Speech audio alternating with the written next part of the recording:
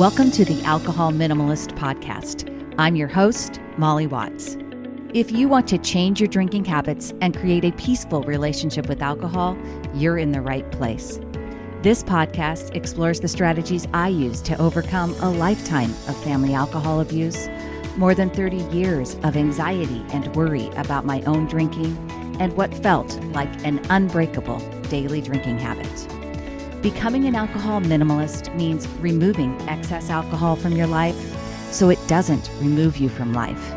It means being able to take alcohol or leave it without feeling deprived. It means to live peacefully, being able to enjoy a glass of wine without feeling guilty and without needing to finish the bottle. With science on our side, we'll shatter your past patterns and eliminate your excuses. Changing your relationship with alcohol is possible. I'm here to help you do it. Let's start now. Well, hello and welcome or welcome back to the Alcohol Minimalist Podcast with me, your host, Molly Watts, coming to you from, it's a downright cheery Oregon right now. We are really just having some beautiful weather. It's been in the low 70s. It's supposed to be pretty much in the 70s all week. We got one rainy day, I think midweek, but it's springtime, it's April, and I will take some 70s and going up even into the mid to high 70s. I like it. It's definitely cheery. Got me in a good mood, right? Hey, we are continuing on with Alcohol Awareness Month, and I thought it would be fun to include a conversation with someone from the non-alcoholic spirits industry. This industry just has exploded over the last 10 years, and this company was really at the forefront of that business and of that industry. And I wanted to share this story. I think it is a great company. I want you to check out the product as well, but really important to understand how important non-alcoholic beverages are in creating a peaceful relationship with alcohol. And so I think that it's worth discovery. And some people talk to me and they don't understand, or why would you drink something that doesn't include alcohol that's supposed to taste like an alcoholic beverage? Why would you do that? And that's their thought process. And I really want to challenge that, because if you think about it, why include the alcohol? If something tastes wonderful and it actually has things that are good for you in it and you enjoy drinking it, why wouldn't you pay for that beverage and pay a price that's, commensurate with what it takes to create a craft non-alcoholic beverage?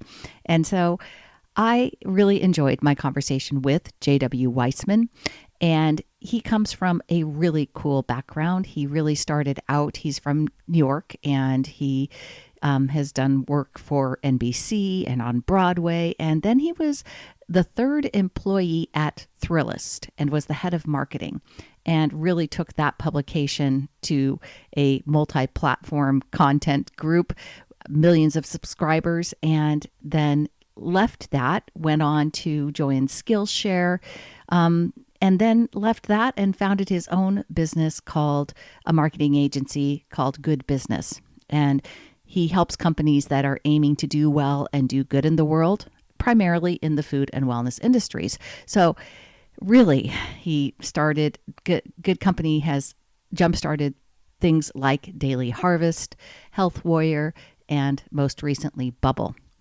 And in 2015, after his own decision to consume less alcohol, JW founded Curious Elixirs.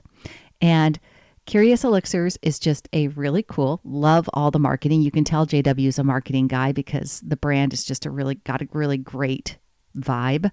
And it's also a really important company because it was really one of the first, like I said, to start and revolutionize this now booming non-alcoholic beverage industry. I think you're going to learn a lot, and I think you're really going to enjoy my conversation with J.W. Wiseman. Here you go. Have a great day. I will see you on Thursday. Hey, JW, thank you so much for being here on the Alcohol Minimalist Podcast. I can't wait to hear more about Curious Elixirs and share this with my audience. So thanks so much for being here. I'm thrilled to be here, Molly. I can't wait to get into alcohol minimalism and sober curiosity and how they get together. Yeah, absolutely. So is that a clue right there? Is that where the name Curious Elixirs kind of comes from? Was it a sober curious kind of decision?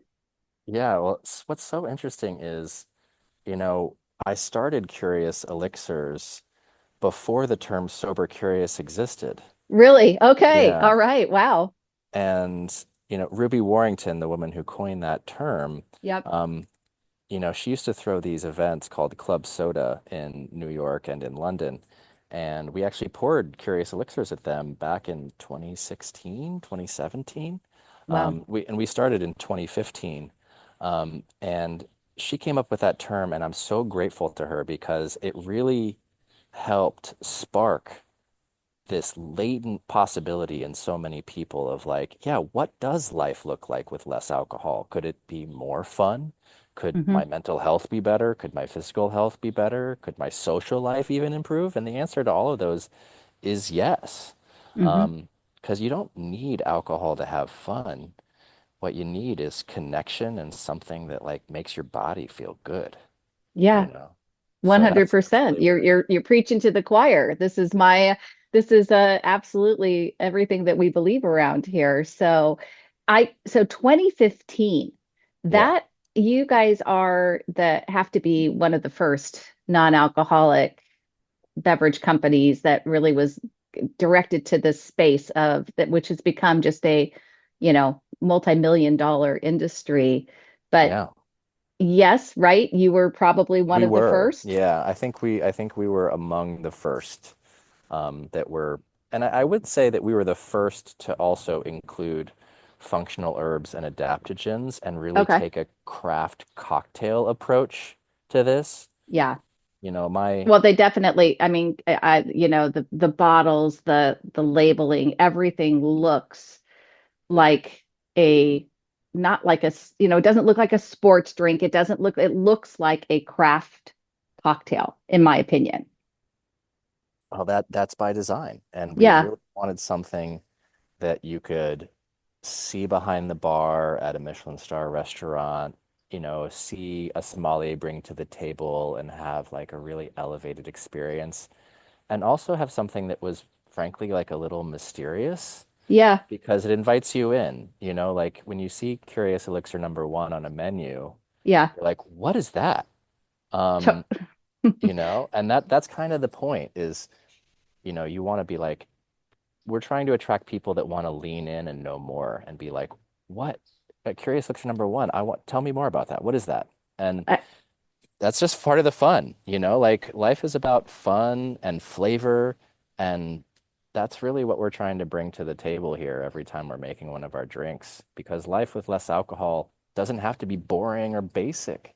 It can still be sophisticated and sexy. And that's yeah. really what we're trying to do here. And, I think that in restaurants and theaters and bars and homes across the country, people are really starting to wake up to that. They're like, you know what? I'm just going to have one glass of, red wine, and then I'm going to have a Curious Elixir after that, and my night is perfect, you Yeah. know? And that's what we want to inspire people to do is to really choose where they want to be on the sobriety spectrum. It doesn't have to be all the way one way or the other. You get to decide based on what brings you joy, happiness, and what makes your body feel good at the end of the day.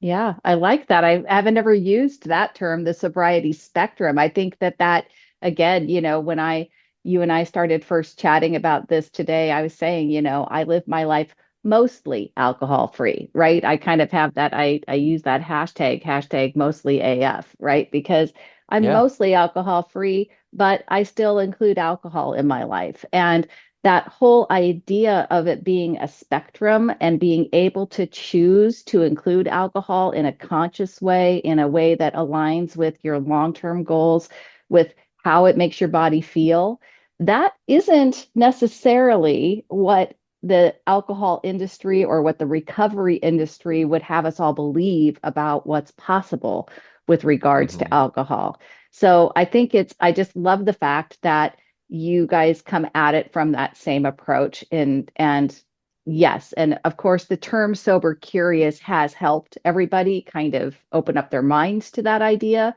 but I still think there's a lot of people that believe it's very black or white. You either can or you can't, or you are or you aren't. And so And for some I'm, people, that's true. yeah, For some people, it's an on-off switch, and other people, they're like, I can have the lights dimmed. You know, yeah, um, it really depends on the person, but I think being intentional about it, is so crucial. Like one of my friends, you know, she's a sober creator and her name is Rachel Hechtman. Sober in Central Park is her handle. And for her, it's like she needs to have that switch all the way off, hmm, like no alcohol whatsoever. But for me, I have like 1 to 3 drinks a month. yep, My kind of rubric for it is it has to be something spectacular. mm, It has to be yeah, something that I've never had before that I'm just dying to try. Like I had a martini last week. I was in Maui and it had sesame oil drizzled on the top of it. And I hadn't and it was wasabi infused sesame oil. I was like, I've never had that combination in a beverage before. So right, yeah, I'm gonna try that.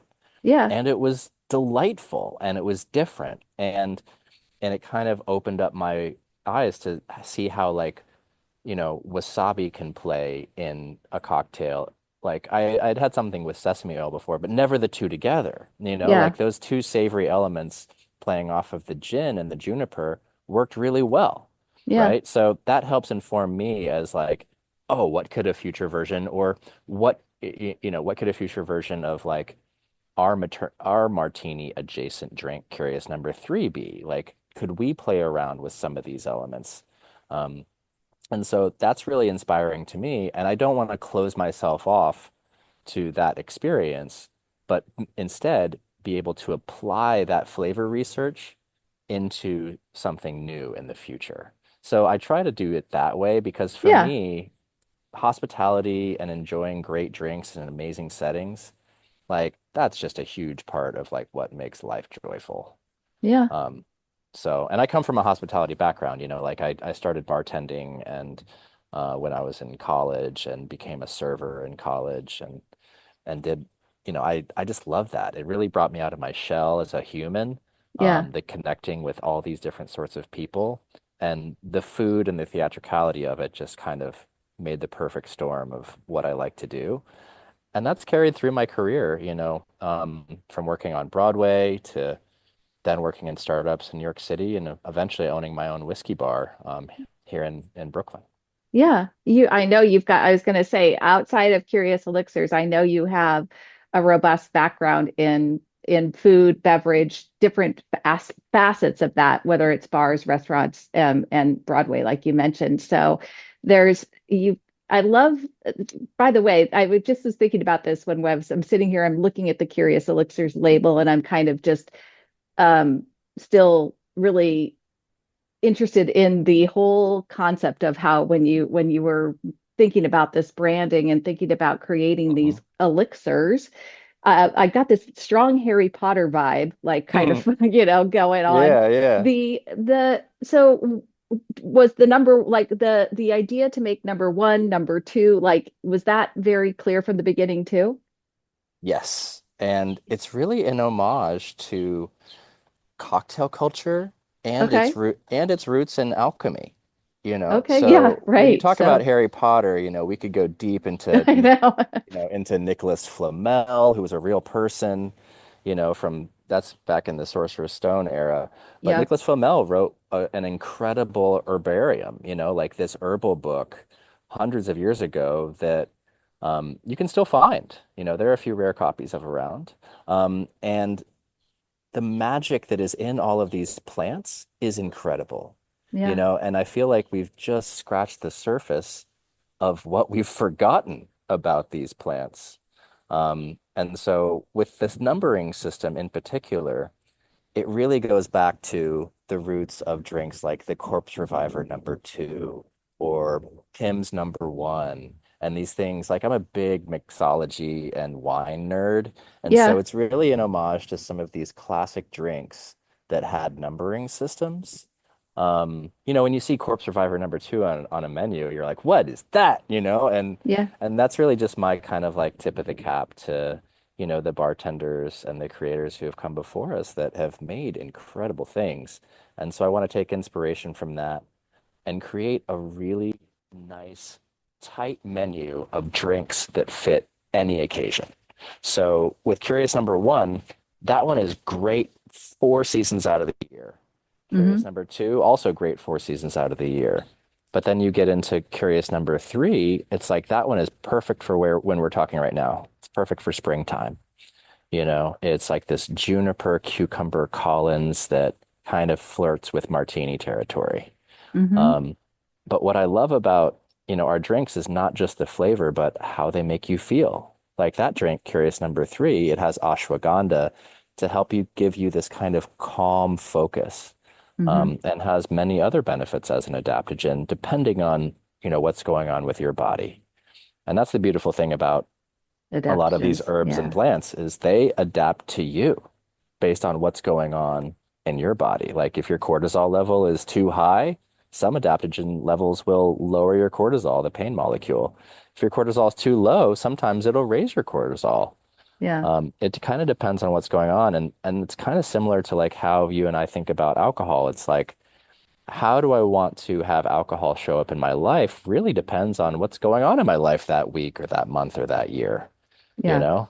And Yeah. so I just feel like it's an adventure that we get to go on to figure out, where am I at this month? This month, I don't feel like drinking at all. So, that's what I'm Yeah. going to do. And then, hey, in the summertime, I'm at a barbecue and I really want to have a nice Mexican lager with this burger that my buddy is grilling up. Great. I'm going to do that, you Yeah. know? It just really depends on the occasion. And, that's one of the things that we're constantly innovating to make different occasions and make drinks that fit different parts of people's lives. Hey, it's Molly, and I'm here to talk to you about Sunnyside Med. That's right, Sunnyside has a new program that they've been offering that includes an FDA-approved medication that can quiet alcohol cravings. It's called naltrexone, and it works by making alcohol less rewarding in your brain. And Sunnyside now offers access to naltrexone 100% online and combined with personalized care. Thousands of people have already joined Sunnyside Med and are cutting their drinking nearly in half. Sunnyside Med doesn't just give you a pill. It is a whole support system to help you reach your goals. I really want you to check it out, so visit sunnyside.co/minimalist to learn more and see if you qualify today. So let's talk about that journey with Curious Elixirs. How many elixirs did you have when you first started? Do you remember? Just one. Just one, just Curious Yeah. Elixir number one. Yeah. All right. We release one new flavor a year for 11 years. So we have Wow. 11 flavors now. Does Curious Red count as a flavor, or is that a whole new? Yes. Okay, it does. All Yep. right. That is our 11th elixir. Okay. Yeah. So we're moving out of numbers, folks, into now Curious Red. And that is your tip of the hat, the nod towards red wine. Am I correct? That's exactly right. Yep. Yeah. Our first version of Curious Red, this first year 2026 release, is our Sumptuous Syrah.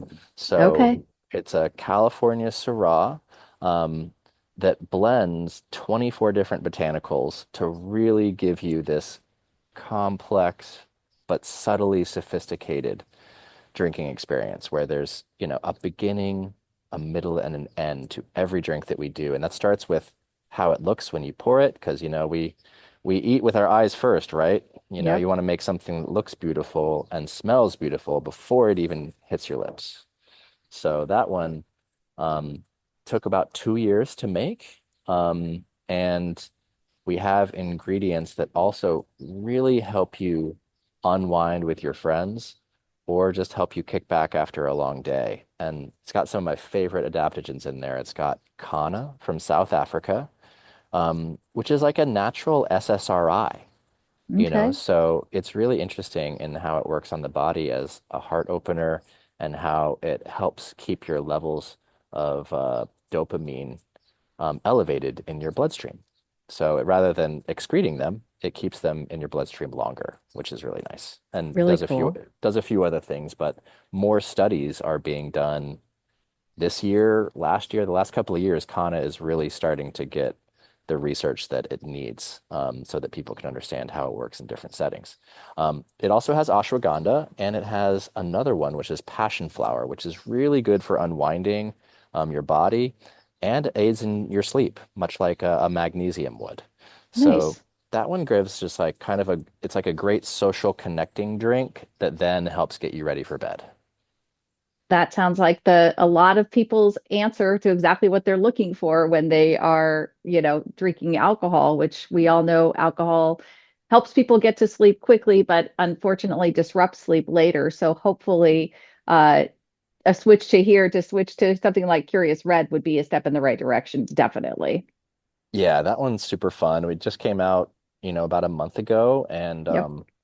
already got picked up at Travis Kelce and Patrick Mahomes restaurant in Kansas City. They've got a Wow. really fancy steakhouse in Kansas City called 1587 Prime, and they have a sober sommelier there whose name is Annie, and Annie was just like our champion for bringing that in there, and it's the first drink on their non-alc menu now, and we're just That like is thrilled that they're supporting us in that way. That is very cool. That is exciting. Well, you've got some great news and some exciting things regarding just where Curious Elixirs can be found, especially throughout New York and throughout New York City. You talked to me briefly about what's happening on Broadway. Yes, we're thrilled that Ambassadors Theater Group, which has a few different Broadway houses, they first brought us into Moulin Rouge and their theater here in New York City, and we're just going into another of their theaters, which is putting on um, Dog Day Afternoon Hmm. on Broadway, which is going to be an incredible production with John Bernthal, who was from Walking Dead and a bunch of other stuff, and Eben Moss-Backrack, who was in Girls and many other programs, including The Bear. And we're thrilled to be going in there, and looks like we're going to be going into some more of their theaters across the country. So it's really showing how, the vision for non-alcoholic and craft non-alcoholic drinks, people are starting to, kind of see how this can play in not just restaurants and homes, but also in theaters, Yeah. in yoga studios, in business conferences. Like that's the vision for 30 years from now, which is really like our mission is it's like a 40-year mission. We want it so that wherever people are gathering socially or looking to unwind, that's where they should have a craft non-alcoholic option like Curious. Every Yes. single one of those places, weddings, theaters, comedy clubs, wellness spaces. It's just really, really broad how far we still have to go. Like we're Yep. 11 years in, but it's going to take another 30 years to really accomplish generational change. Without question. And this conversation around, minimizing alcohol, drinking less, being more sober curious, mindful drinking, you name it, that the difference in the conversation that you and I are having now in 2026 versus when I launched this podcast back in 2020 is so different. I mean, it's just Mm, unbelievable how much has changed even in that short period of time. But I agree with you. There's still so much to do and so many people who can benefit. And I think it's really interesting when you talk about generational change and what this could look like 30 years from now. You know, things like the alcohol, people have a get in their minds, like I've heard people tell me, they've said to me, like, why would I ever spend X amount of dollars on a non-alcoholic beverage? Like right. in their mindset, right? They're like, why would I ever do that? Like if I'm not drinking the alcohol, why would I do it? Well, they don't know That what they don't know, you Right. know? And it's actually like, but that's I always talk to people about it. I'm like, that's only because you have literally been conditioned to believe that alcohol is the key ingredient there and you're willing to pay for it because you've never questioned it. But Right. you don't if you look at it the opposite direction and if you actually start to do the due diligence and understand adaptogens and you understand and you do the science, and you appreciate the journey of a craft cocktail and what it takes to actually create that, it's like, why wouldn't I pay for that when it's actually better? It's good for me, right? Like it's Yes. actually something that's good for my body. And like, it's just such an interesting, but mindset shift that needs to happen over time. But I really believe, just like you, that in a few years, just like, back in the 1950s, people thought it was really totally cool to smoke, right? Like that was like, just, okay, yeah, everybody does it. And now in, the 2020s, it's like, do not smoke. Smoking's really Yeah. stupid, right? Like nobody even thinks like, oh, I should go out and smoke cigarettes. I think alcohol is going to have that day as well. I think we're going to get there where it's just people are like, why, the younger generations are already drinking less and less. So, Yes. Yes. And I think that, I feel like alcohol will always be with us, but the yep, amount of alcohol that we choose to consume, it's already declining, because people are waking up to that. They're like, you know what? I feel better when I only have like one or two drinks a night, you know?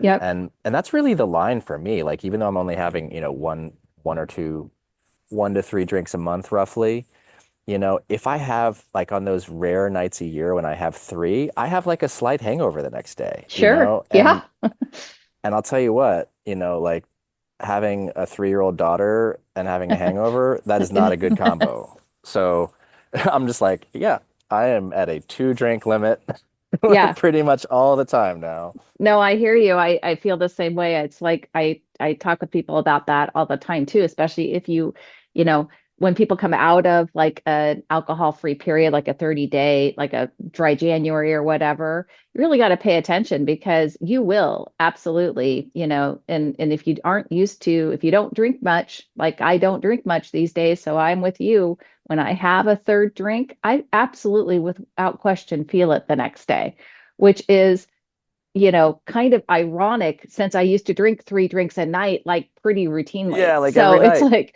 right? Yeah. Like, it's like, okay. So yeah, and to your point, what I actually appreciate about it is when I feel that after that third drink the next day, I really don't like it. Like I'm Hmm. like very aware of it and I'm like, oh yeah, this is not, I like do not like this feeling. I do not want to experience this feeling again. Like you're right, 2 drinks, that's it. Like don't want to do that anymore. And Yeah. And the you know, science backs it up too. oh Because for the thing sure. is that you never, like biologically, you will never feel more of that happy buzz feeling than you Right. have after your second drink. You Right. only get sloppier. Right. You don't actually get any more of the good feeling, running through Right. your blood and brain. Like, Yeah. so there's literally no reason to have more than two, Yep. other than it's just kind of an addictive principle in your body. And you're like, yeah, I'll have one more because your inhibitions are lowered. But Yep.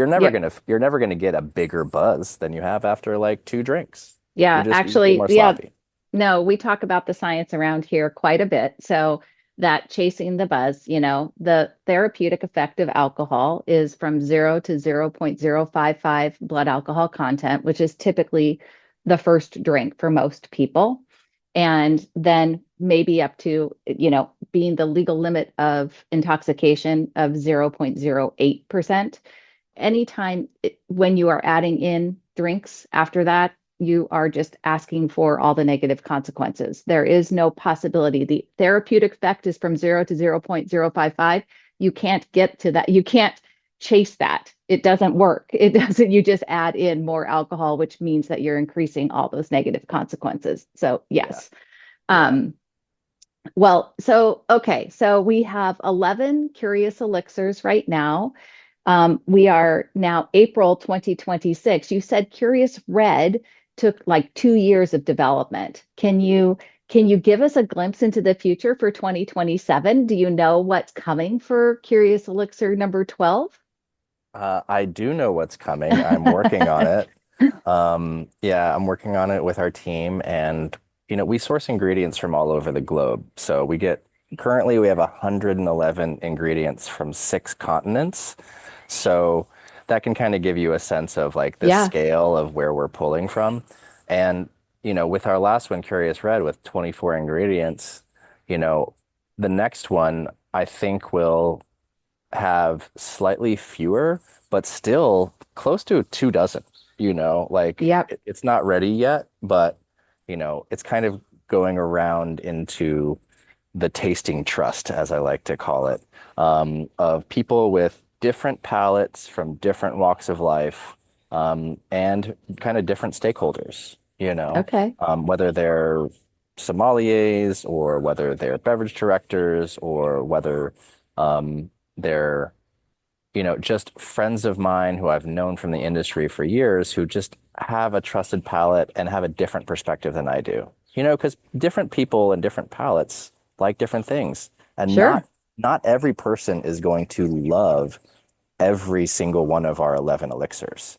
Yep. But I am confident that you're going to love at least two or three of them. Yep. You know, like some people really love a tropical creamy drink, that gives you pina colada vibes. Yep. Other people want more of like a spicy marg, something that's going to kind of blow their hair back a little bit, you know. And other people want something light and refreshing and bubbly, like a champagne or a rosé.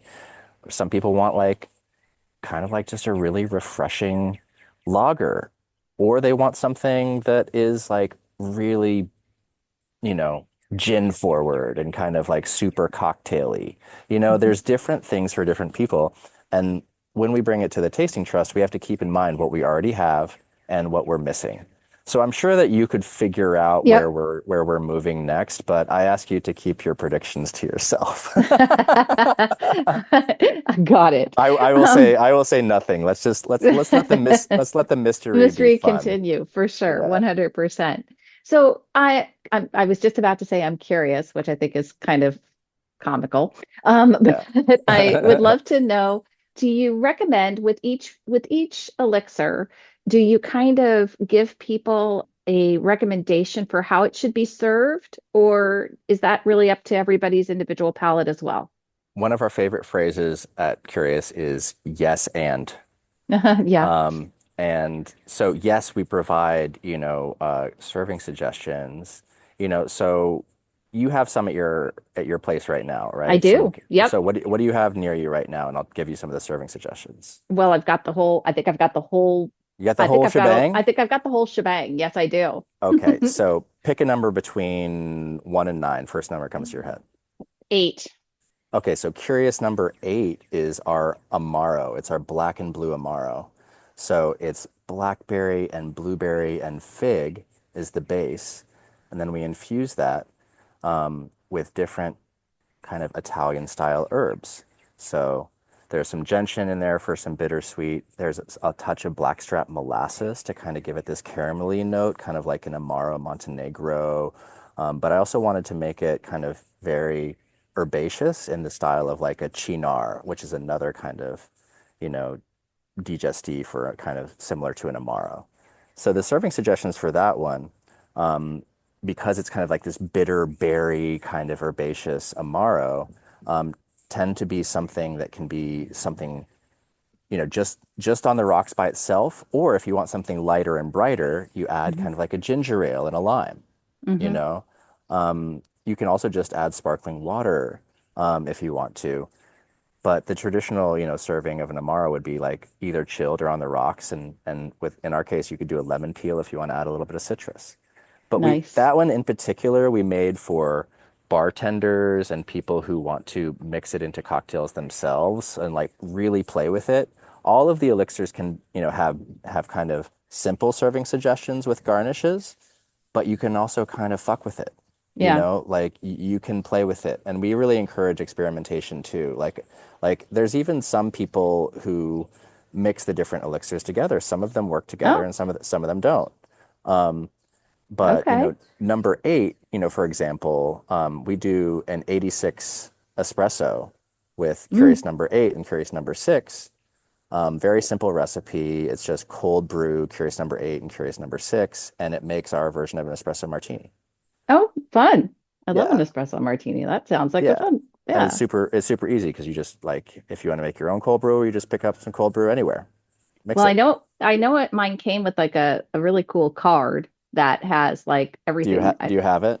I Yeah, don't have there. the card. I don't have the card sitting with me, unfortunately. Sorry, but it's a very cool. It's a very like I said, I mean, everything about the brand I really like. So I mean, I'm a marketing person like you are at heart. So, um, It's fun, everything's, right? It's yeah, fun. totally, 100%. So, um, so yes, so there are, I know, some suggestions. That's why I wanted you to talk about them because I know there's some great Yeah. suggestions. Yeah. Did you by chance take the flavor quiz on our website? No, I have not taken the flavor quiz. I will need to do that. That's kind of fun too. Just like because we hired some, like our one of our favorite comedians just to make the questions and stuff like that. And it's just kind of a fun way to like explore the brand a little bit and the flavors and the functions. Like it Yeah. has questions like, hey, when you first wake up in the morning, what do you want to do? And it's like, you know, jump into a hot tub full of coffee, of coffee, or like, a glass of orange juice to the face, like, Gotcha. what that sort of thing. And it's just fun to explore that way and think about how you want to do your day, how you want to feel. I love that. You know what? That sounds like a really great place for you to help my listeners find Curious Elixirs. So, where can they find out more about Curious Elixirs? Yeah, I'd say the two best places are either our Instagram or curiouselixirs.com. I'd say those are the two best places to check us out. And Um, we love uh, we love posting like, weird sober curious memes on our Instagram, so that's a fun one. But if you're interested in the flavors, definitely try the flavor quiz on our site and just have fun with this and let us know. We're doing this crazy thing right now, before we go, I wanted to tell you about, which is a flavor face-off, where we have two recipes of the same drink, and our customers get to pick which one becomes the new flavor of it, either like the defending ah, the defending champion recipe or the new contender recipe. Um, nice. so it's just kind of fun way. We haven't done that in like 7 years since we've done one of these, but that's on Curious number 5, which is our smoked cherry chocolate old fashioned. Really And cool. yeah, that one's super fun with and one is more smoky and one is more oaky. So just depends on what the people say. What the people say. Well, I love that. Absolutely, folks, go and take the flavor quiz over at curiouselixirs.com. JW Wiseman, thank you so much for coming on the show today, for sharing a little bit of the. We didn't really even dive into your background, why you started this big bold company, but I have to think that it kind of sounds like like you wanted to change your own relationship with alcohol and you created a great company Yeah. to help you do it. Well, I'll give it to you in the 10-second version. Yep. But being a bar owner and working in media in New York City, you can drink an awful lot. I had 20 drinks in one night, Mm, and the next day I didn't have a hangover, and that scared me to my core. So I knew I needed to change my relationship with alcohol, and I just started not drinking on Sundays, Mondays, yep. and then those 2 days a week became three. And then because I basically wanted to take my tolerance down, and alcohol takes, the average person, around 30 hours to metabolize out of your system. So I was like, let me reset my tolerance by just taking off a couple consecutive days. And Yep. that did work for years, but over the course of like, you know, 5 more years, as I was you know, getting more sober-ish, Mhm. um, yeah, I got bored. And, being a big hospitality nerd and cocktail and wine nerd, I was like, started making them in my kitchen. And then I thought, after a couple of years of doing that, maybe there's a business here. Mhm. Yeah, Sure enough, right? yeah, Sure yeah. enough. So that's the one Well, minute version. It wasn't quite 10 seconds, but there you that's go. okay. That's all right. So I warned you, right? I said my conversations typically are pretty organic and we just kind of go where they go. So Yeah, um, I love I it. I really appreciate you being here. I can't wait for people to check out Curious Elixirs. I have really enjoyed diving in and learning more about them and trying them. And Curious Red, folks, for all of you non-believers in there being an alternative to not drinking red wine, because I hear it all the time. this is one for you to check out. Hey, thanks so much for having me. It was so fun. Of course. Thanks, JW. Thanks for listening to the Alcohol Minimalist Podcast. Take something you learned from this week's episode and put it into action. Changing your drinking habits and creating a peaceful relationship with alcohol is 100% possible. You can stop worrying, stop feeling guilty about overdrinking, and become someone who desires alcohol less.